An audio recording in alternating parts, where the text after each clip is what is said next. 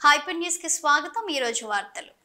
మహిళల భద్రతకు అత్యధిక ప్రాధాన్యత ఇస్తూ భారత రాజ్యాంగం ద్వారా మహిళల రక్షణకు అనేక చట్టాలు ఉన్నాయని, వాటిపై ప్రతి మహిళ అవగాహన పెంచుకోవాలని 7వ అదనపు జిల్లా జడ్జి షమ్మీ పర్వీన్ సుల్తానా బేగం వెల్లడించారు। తిరుపతి జిల్లా గూడూరు పట్టణంలోని DRW మహిళా కళాశాలలో విమెన్ ప్రొటెక్షన్ సెమినార్ నిర్వహించారు। గూడూరు పట్టణంలోని DRW మహిళా కళాశాలలో నిర్వహించిన విమెన్ ప్రొటెక్షన్ పై సెమినార్ లో ముఖ్య అతిథిగా 7వ అదనపు జిల్లా జడ్జి షమ్మీ పర్వీన్ సుల్తానా బేగం పాల్గొన్నారు। ఈ సందర్భంగా 7వ అదనపు జిల్లా జడ్జి షమ్మీ పర్వీన్ సుల్తానా బేగం మాట్లాడుతూ పురుషులకు లేని అనేక ప్రత్యేక చట్టాలు మహిళలకు ఉన్నాయని తెలిపారు। బాల్య వివాహం, మానసిక మరియు శారీరకంగా హింసించడం, మహిళల అక్రమ రవాణా జరగకుండా అనేక చట్టాలు ఉన్నాయని తెలిపారు। విద్యార్థి దశ నుండి మహిళల రక్షణకు ఉన్నటువంటి చట్టాలపై అవగాహన పెంచుకోవాలని సూచించారు। ఈ సమావేశంలో అడ్వకేట్లు పార్వతయ్య, కోటేశ్వరరావు, ప్రిన్సిపాల్ హనుమంతరావు తదితరులు పాల్గొన్నారు। అడ్వకేట్ మేడం గారు ప్రెసిడెంట్ వచ్చి ప్రస్తుతం డిస్ట్రిక్ట్ జడ్జిగా సేవలు అందిస్తున్నారు। మరియు ఈ యొక్క సాయంత్రం సమయంలో కూడా ఎంత వాళ్ళు అసలు వాళ్ళు తర్వాత సెమినార్ సందర్భంగా ఈ డయాస్ని నాతో పాటు షేర్ చేసుకున్న ఈ కాలేజ్ అవి నెంబర్ చెప్పలేము, కాకపోతే ఉన్నాయి చాలా। ఈ కొద్ది సమయంలో నేను కొన్ని వరకు ఎన్ని ఉన్నాయనేటువంటి అవి ఏవేంటి, ఏ విధంగా ఉమెన్ ప్రొటెక్షన్కి ఉపయోగపడతాయి అనేది తీసుకున్నట్లయితే first the immoral traffic act 1956లో వచ్చింది। 56 అంటే ఎన్ని సంవత్సరాలు అయి ఉంటుంది? ఇప్పటికి అన్ని సంవత్సరాలైనా ఈ ఉమెన్ ఇమ్మోరల్ ట్రాఫికింగ్ యాక్ట్ 1956లో వచ్చింది। ఎందుకంటే అమ్మాయిల్ని అక్రమ రవాణా అంటే లీగల్గా కాకుండా ఒక పర్పస్ కోసం కాకుండా వాళ్ళు వేరే విధంగా అమ్మాయిల్ని యూజ్ చేసుకోవాలని ఇక్కడ నుంచి మన దేశం నుంచి వేరే దేశాలకి, వేరే దేశాల నుంచి మన దేశానికి అమ్మాయిల్ని తీసుకుని వచ్చి అమ్మేస్తారు। అలా తీసుకెళ్ళిపోవడం వల్ల మీరు చాలా సినిమాల్లో చూసుంటారు। అమ్మాయిల్ని ట్రక్స్లో పెట్టేసి దాన్ని లాక్ చేసేసి షిప్స్లోను, తర్వాత వేరే దేశాలకు తీసుకెళ్ళి అక్కడ అమ్మేసి అక్కడ అమ్మాయిల్ని ఇక్కడ తీసుకొచ్చి డ్యాన్సుల కోసం వేరే పర్పస్ కోసం ఉపయోగిస్తారు। దాన్నే ఇమ్మోరల్ ట్రాఫిక్ యాక్ట్ అంటారు, అక్రమ రవాణా। అలాంటి చోట్ల అమ్మాయిని తీసుకుని వెళ్ళిపోతున్నారు కాబట్టి అలా తీసుకుని వెళ్ళకూడదు, అది నేరం। అలా వెళ్ళినట్లయితే మీకు శిక్ష ఉంటుంది అనేటువంటిది ఈ చట్టం తెలుపుతుంది। అదేవిధంగా the commission of Sati prevention act 1987లో వచ్చింది। 1987లో వచ్చిందంటే అంతకు ముందే తెలుసు సతీ అనేది, ఇంతకు ముందే మ్యాక్సిమం తగ్గింది। సతీ అంటే అందరికీ తెలిసిందే, మన పుస్తకాల్లో చదువుకున్నాం। భర్త చనిపోతే ఇంకో భార్య బతకడానికి వీలు లేదు, భర్తతో పాటు భార్యను కూడా చంపేయాలి। ఎందుకంటే అప్పుడు ఉమెన్కి ఎర్నింగ్స్ ఏమి ఉండేవి కాదు కదా। ఉమెన్ అంటే ఏంటంటే ఇల్లు ఊడడం, వండడం, పిల్లలు పుట్టించడం, వాళ్ళకి పెంచడం, వాళ్ళని మనవళ్ళు చూడడం, అంతవరకే వాళ్ళకి పరిమితి। అందుకని ఏంటంటే వాళ్ళకి ఎలాగో ఎర్నింగ్స్ లేవు, భర్త సంపాదిస్తే తినే పరిస్థితి కాబట్టి భర్త చనిపోతే వీళ్ళు బతకలేరు అనేటువంటిది అప్పుడు మనుషులు అనుకున్నటువంటి వాళ్ళ అభిప్రాయం అది। అందుకని భర్తతో పాటు భార్యను కూడా చంపేసేవారు, అదే చితి మీద వేసి కాల్చేవారు, దాన్నే సతీ అని చెప్పేవారు। అయితే దాని ప్రివెన్షన్ యాక్ట్ అని ప్రివెన్షన్ కోసం పెట్టారు, అది కూడా ప్రత్యేకంగా ఆడవాళ్ళకి। అలాంటి చేయకూడదు, అది అన్యాయం, అలా చేసినట్లయితే మీకు పనిష్మెంట్ ఉంటుంది అని ఈ యాక్ట్ 1987లో వచ్చింది। ఆ వచ్చిన యాక్ట్ తర్వాత మ్యాక్సిమం ఇప్పుడు ప్రజెంట్ సిచ్యువేషన్లో అయితే నో సతీ, ఎక్కడా కూడా ఇలాంటి సిచ్యువేషన్స్ లేవు, మాకు తెలిసి ఎప్పుడు నోటీస్ చేయలేదు, రికార్డు కాలేదు కూడా। తెలుగుదేశం పార్టీ సభ్యత్వ నమోదు కార్యక్రమం అక్టోబర్ 3వ తేదీ నుండి ప్రారంభమవుతుందని, నాయకులు సభ్యత్వ నమోదు కార్యక్రమాన్ని విజయవంతం చేయాలని రాష్ట్ర టీడీపీ కార్యనిర్వాహక కార్యదర్శి శీలం కిరణ్ కుమార్ తెలిపారు। తిరుపతి జిల్లా గూడూరు పట్టణంలోని గూడూరు ఎమ్మెల్యే క్యాంపు కార్యాలయంలో గూడూరు నియోజకవర్గ పరిధిలోని తెలుగుదేశం పార్టీ నాయకులతో సమావేశం నిర్వహించారు। గూడూరు పట్టణంలోని ఎమ్మెల్యే క్యాంపు కార్యాలయంలో గూడూరు నియోజకవర్గ పరిధిలోని తెలుగుదేశం పార్టీ నాయకులతో సభ్యత్వ నమోదు కార్యక్రమం నిర్వహణపై సమావేశం నిర్వహించారు। ఈ సందర్భంగా రాష్ట్ర టీడీపీ కార్యనిర్వాహక కార్యదర్శి శీలం కిరణ్ కుమార్ మాట్లాడుతూ సాధారణ సభ్యత్వానికి ₹2, క్రియాశీలక సభ్యత్వానికి ₹25 చొప్పున సభ్యత్వం తీసుకునేవారు చెల్లించాల్సి ఉంటుందని తెలిపారు। ఆన్లైన్ ప్రక్రియలో సభ్యత్వ నమోదు నిర్వహించాలని నాయకులు సభ్యత్వ నమోదు కార్యక్రమం విజయవంతం అయ్యేందుకు పాటుపడాలని పిలుపునిచ్చారు.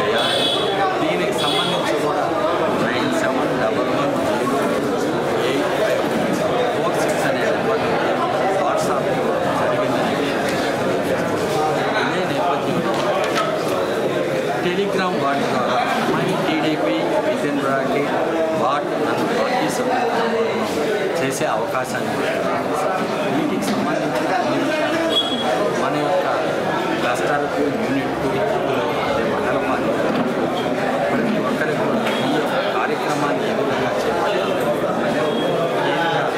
పార్టీ కార్యాలయం జాతీయ అధ్యక్షులు అదేవిధంగా శాసనసభ్యులు ఇచ్చిన సూచనలు ఆదేశాలు మీ అందరికీ తెలియజేశారు.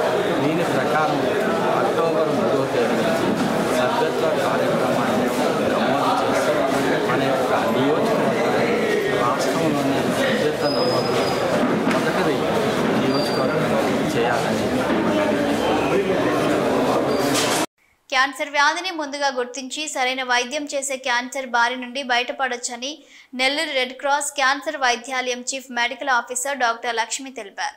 సునీత సేవా సంస్థ ఆధ్వర్యంలో గూడూరు మున్సిపాలిటీ పరిధిలోని చిల్లకూరు గ్రామంలోని సాయి విద్యానికేతన్ జూనియర్ కళాశాలలో క్యాన్సర్పై అవగాహన సదస్సు నిర్వహించారు. చిల్లకూరు గ్రామంలో క్యాన్సర్పై నిర్వహించిన అవగాహన సదస్సులో ముఖ్య అతిథిగా పాల్గొన్న నెల్లూరు రెడ్ క్రాస్ క్యాన్సర్ వైద్యాలయం chief medical officer doctor Lakshmi మాట్లాడుతూ మహిళలు ఎక్కువ సంఖ్యలో క్యాన్సర్ బారిన పడుతున్నారని, క్యాన్సర్ అనేక కారణాల వలన వస్తుందని తెలిపారు. కావున మహిళలు క్యాన్సర్ పై అవగాహన కలిగి ఉండాలని ఇలాంటి అవగాహన సదస్సులు ఏర్పాటు చేయడం జరుగుతుందని వివరించారు.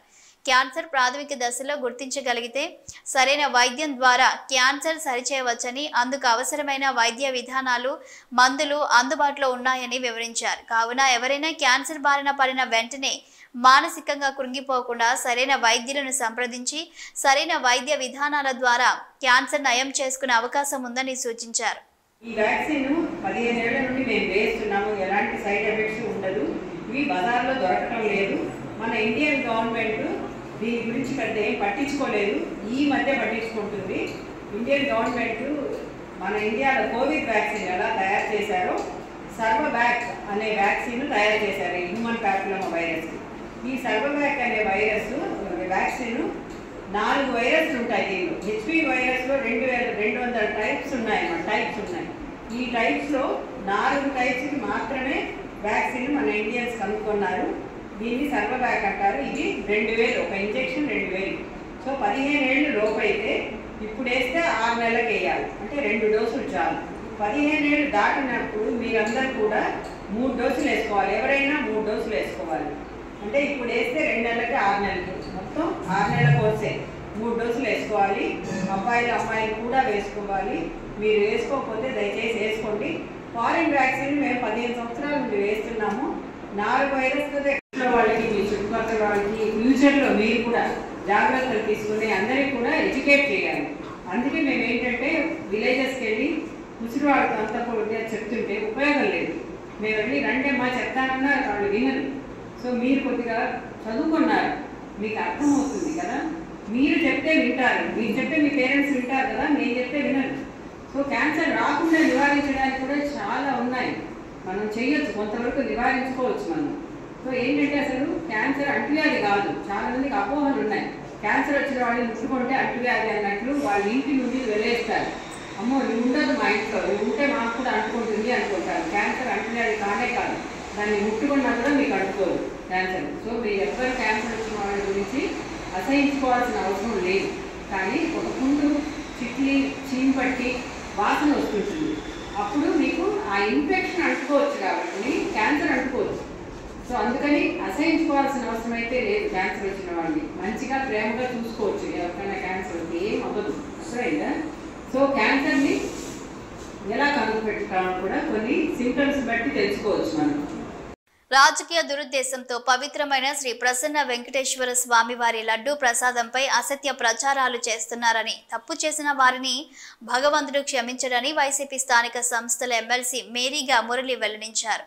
గూడూరు పట్టణంలోని శ్రీ ప్రసన్న వెంకటేశ్వర స్వామి దేవస్థానంలో ఎమ్మెల్సీ మేరీగా మురళి మరియు వైసీపీ నాయకులు పూజలు నిర్వహించారు. తిరుమల ప్రసాదం కల్తీ విషయంలో తప్పు చేసిన వారిని శిక్షించాలని గూడూరు పట్టణంలోని శ్రీ ప్రసన్న వెంకటేశ్వర స్వామి దేవస్థానంలో వైసీపీ స్థానిక సంస్థల ఎమ్మెల్సీ మేరీగా మురళి మరియు నాయకులు పూజలు నిర్వహించారు. ఎమ్మెల్సీ మేరీగా మురళి మాట్లాడుతూ, రాజకీయాలకు పవిత్రమైన భగవంతుడిని కూడా అధికార పార్టీ వాడుకుంటుందని, అధికారంలోకి వచ్చి 100 రోజులైనా ఎటువంటి అభివృద్ధి చేయక ప్రజల దృష్టి మరల్చడానికి లడ్డు అంశాన్ని తీసుకువచ్చారని అన్నారు. 100 రోజుల పండుగలో ప్రజలు టీడీపీ నాయకులను ఇచ్చిన హామీలు ఎందుకు నెరవేర్చడం లేదని ప్రజలు ప్రశ్నిస్తున్నారని తెలిపారు. కలియుగ దైవం ప్రసన్న వెంకటేశ్వర స్వామి లడ్డు వ్యవహారంలో తప్పు చేసిన వారిని శిక్షించాలని పూజలు నిర్వహించామని అన్నారు. ఈ కార్యక్రమంలో నాయకులు బత్తిని విజయ్ కుమార్, ధనుంజయ రెడ్డి, బొమ్మిడి శ్రీనివాసులు, మధుసూదన్ రెడ్డి, కోట మండల కన్వీనర్ సంపత్ కుమార్ రెడ్డి, నియోజకవర్గ యువత అధ్యక్షులు సాయి ప్రసాద్ రెడ్డి, సునీల్ రెడ్డి, శ్రీనివాసులు తదితరులు పాల్గొన్నారు. అందుబాటులో ఉండే నాయకత్వం అంతా ఈరోజు వచ్చి గత 15 రోజులుగా ప్రసిద్ధిగాంచినటువంటి తిరుమల దేవస్థానాన్ని విశిష్టత కలిగినటువంటి తిరుమల లడ్డుని ఏ విధంగా రాజకీయానికి వాడుతున్నారో ఈ పాపం నివృత్తి కావాలి. ఈ దుర్బుద్ధితో కూడినటువంటి ఈ ఆరోపణలు మరి ఇవన్నీ కూడా పాపం కడిగేసుకోవాలనే ఉద్దేశంతో స్వామివారిని కేడరంతా కూడా వచ్చి ఈరోజు పూజలు చేయడం జరిగింది. చాలా బాధేస్తుంది. ముఖ్యంగా దైవాన్ని రాజకీయాల్లోకి లాగడం మీరు కాస్త విశ్లేషిస్తే అధికారంలో వచ్చిన తర్వాత ఈ దుర్మార్గం జరిగింది. అధికారంలో వచ్చిన తర్వాత మరి జూలై 17వ తేదీ కొన్ని ట్యాంకర్ని వెనక్కి పంపిస్తే కల్తీ వచ్చినా ఏ తేడా వచ్చినా ఒక సిస్టమ్ ఉంది తిరుమలలో. వాళ్ళు ప్రతి ట్యాంకర్ని పరిశీలించి ఏమాత్రం తేడా వచ్చినా అనుమానం వచ్చినా దాన్ని వెనక్కి పంపిస్తారు. గత ప్రభుత్వంలో 15 సార్లు పంపించారు, 18 సార్లు. అంతకుముందు తెలుగుదేశం ప్రభుత్వంలో కూడా 15 సార్లు రిటర్న్ చేయడం జరిగింది. దానికి ఒక సిస్టమ్, ఒక ఆఫీసరు, ఒక పర్చేసింగ్ కమిటీ అన్నీ ఉంటాయి. ఈరోజు తెలుగుదేశంలో ఉన్న 2 ప్రముఖులు కూడా ఆ రోజు పర్చేజ్ చేసే కమిటీలో మెంబర్లుగా ఉన్నారు.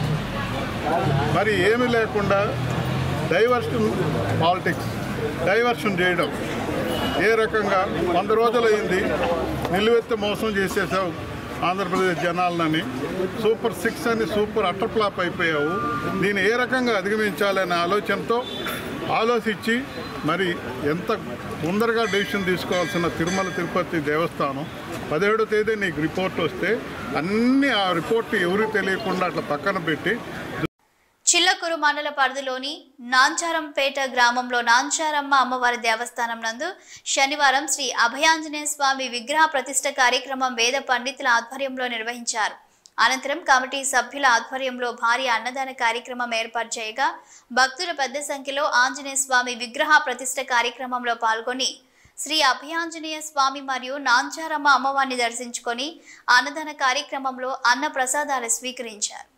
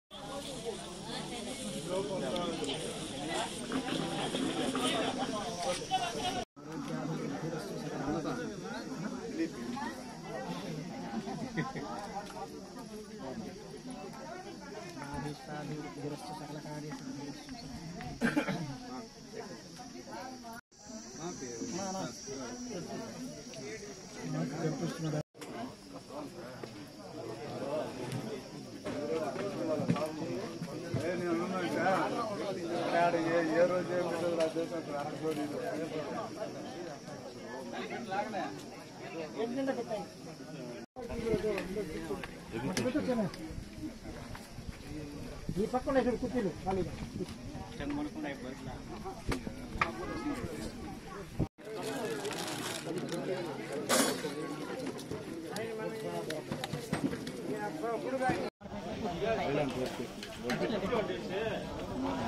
కుర్చీలో పెట్టుకోకుండా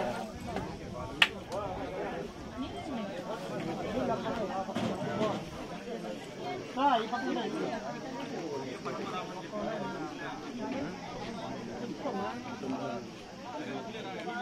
పేపర్